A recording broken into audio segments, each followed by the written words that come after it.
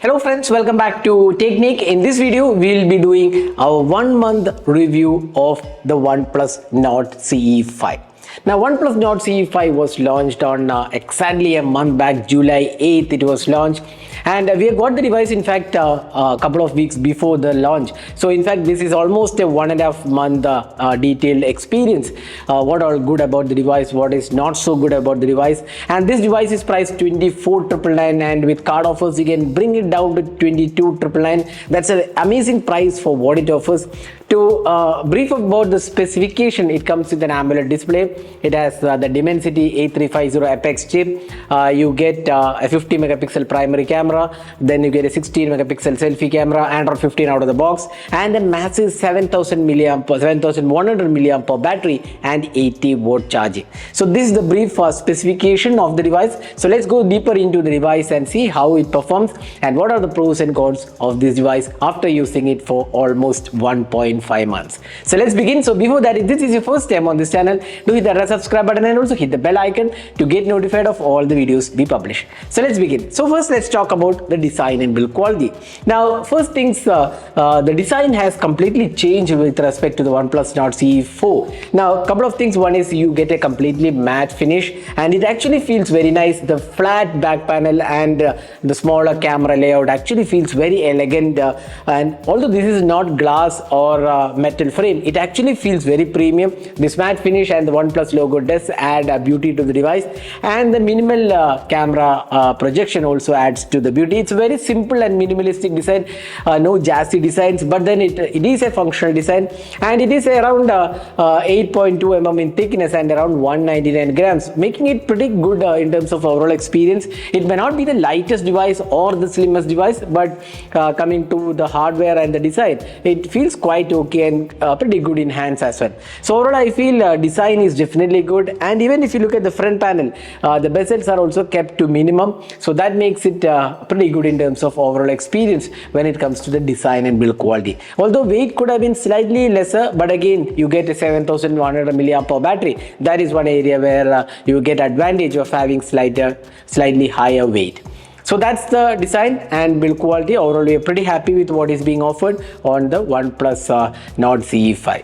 Next, let's talk about the display. Now you get a 6.77 inches display. It's an AMOLED display, and it's a full HD resolution display with 120 Hz refresh rate and a peak brightness of around 1450 nits, and a high brightness mode you can get up to 1300 nits. That's quite good, I would say. It may not be the brightest display out there in this price segment. You have 3000 nits of peak brightness somewhere in this price segment, so it may not be the brightest display, but outdoor visibility is quite good, and it supports HDR10 plus, and then the display P3 color gamut, sRGB values are also supported. So overall, I feel the display quality is definitely good for a phone in this price segment, around the 25,000 price segment. Even outdoor visibility is also good. The colors are rich, good contrast levels, and the touch response also feels very nice. So overall, I feel the display quality is good on the OnePlus Nord CE5. Next, let's talk about the software experience. Now, obviously, it comes with the OS 15, and this is having Android 15 out of the box. Now, OS 15 is definitely one of the best UIs out there available. Now, when we reviewed the OnePlus Nord 5 as well, we mentioned how smooth the UI experience is. The animations are very slick, extremely smooth experience, and the same is the case with the OnePlus Nord CE5 as well. Very smooth UI, absolutely no hiccup issues, and does a really good job in terms of software experience. Although there are some bloatwares included, you can easily uninstall those bloatwares, and the overall UI experience with the OS is simply superb. Now, apart from that, you get 4 years of Android updates and 6 years of security patches, which is something which is really good. 4 years of Android updates is not available on a lot of devices in this price segment, so that's something which OnePlus has done a really good job. So software overall, I feel it's definitely one of the best you can get in this price segment. Absolutely no hiccups or issues, and very smooth experience. Although you do get a few bloatwares, you can quickly uninstall them. So that's the software experience. Overall, I am pretty happy with whatever is offered on the Nord CE5. Let's move on to the performance. Now this comes with the Dimensity 8350 Apex chip with 8GB RAM or 12GB RAM. You get three variants: 8 128, 8 256, 12 256. Now this is LPDDR5X RAM and UFS 3.1 storage, which is, I feel, quite good, and the performance is actually very good. We have tested the Antutu benchmark score. You can see we got around 13 lakh 85,000, so that makes in fact 13 lakh 98,000, almost close to 14 lakh is the score we got. So that is a really good score for a phone in this price segment. The Dimensity 8350 is a really good capable chip actually, and the performance is very smooth even with a gaming experience. Absolutely no issues, and there is absolutely no heating issues as well.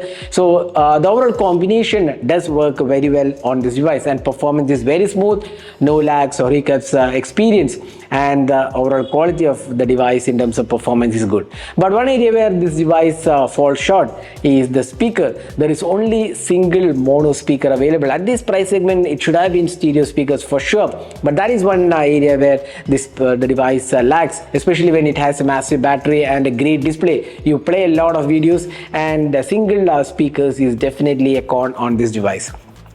Now this device comes with the in-display fingerprint scanner. It is placed slightly lower than usual, but again not a major concern here, and it supports all the 5G bands, and we didn't have any sort of issues. We tried with Jio and Airtel and absolutely no issues in that, and the call quality also is pretty good. So in that aspect, OnePlus has done a really good job. Next, let's move on to the cameras. Now you get a primary Sony Light 600 sensor f 1.8 aperture. There is optical image stabilization and electronic image stabilization. The secondary camera is an 8 megapixel shooter, and you get a 16 megapixel selfie camera on this device. So it's a very simple and minimalistic camera setup, quite similar to what we have seen on the OnePlus Nord CE4. Now let's have a look at the camera samples. Now here you can see that it does perform pretty good in terms of daylight conditions.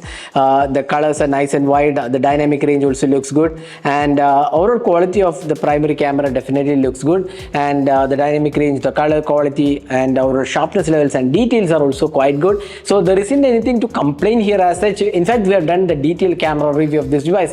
Do check out that video to get an in-depth idea of the camera performance. Now the ultra-wide camera is very average, I would say. 8 megapixel shooter, very similar experience what we have seen on other devices. Very average performance from the ultra-wide angle camera.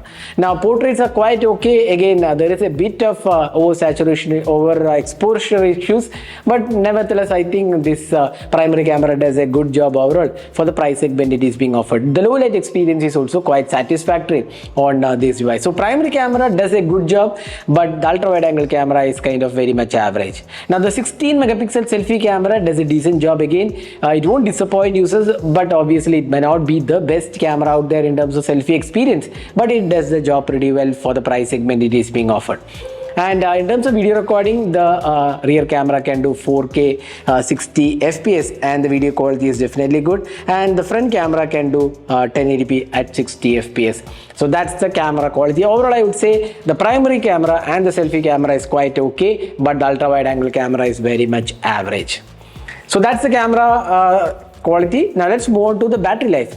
7100 mAh battery and 80 volt charging. Now we have also done the charging test. In case you have not watched it, do check out that video. We have already uploaded it, and we also done the battery drain test of this device.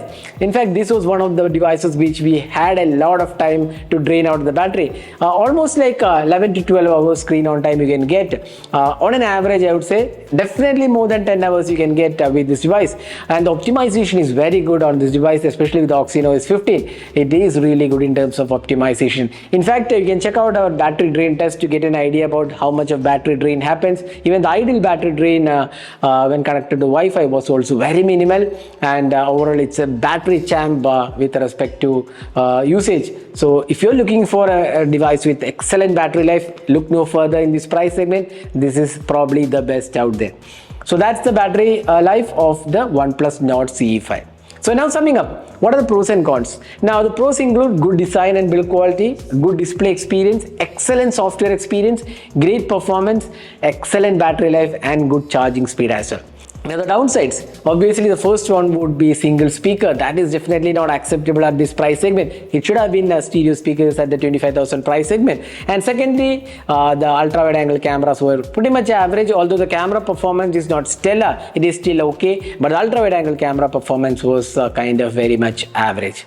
So that was the pros and cons of the OnePlus Nord CE5. So overall I would say still one of the good devices out there. Overall, if you look at the package at 24,999, it offers great value and great performance in a good package, and with card offers you can get almost as low as 22,999, which makes it excellent deal if you're looking for a mid-range device with no major issues other than the single speaker.